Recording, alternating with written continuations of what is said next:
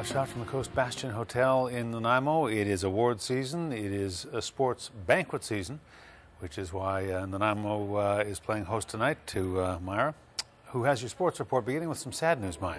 Yeah, Hudson, we're going to talk a little bit about the sports awards, obviously. The hardware is being put out, the banners being hung up in just a moment. But we do start with some very sad and shocking news from the sports community, the Canadian sports community.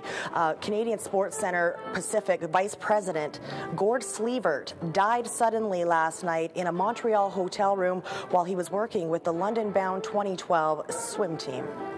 We are all still in shock and saddened by his sudden passing.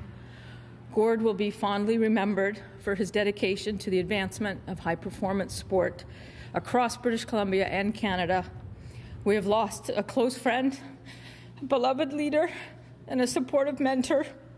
His passion, energy, and determination to push sport in Canada to new heights will surely define his legacy.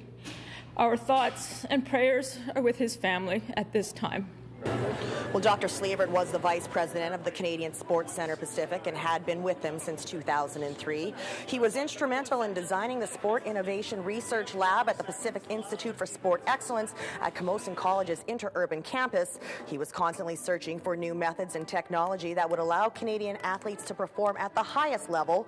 Gord helped put together the CSC's performance team that is made up of individuals that shared his vision of putting athletes on the podium.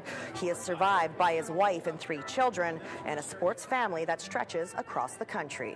I feel like Gord was the type of person who he wanted to take all the pressures on and to take it off the athletes, you know, so we didn't have to think about where we would go and do weights or where we could train.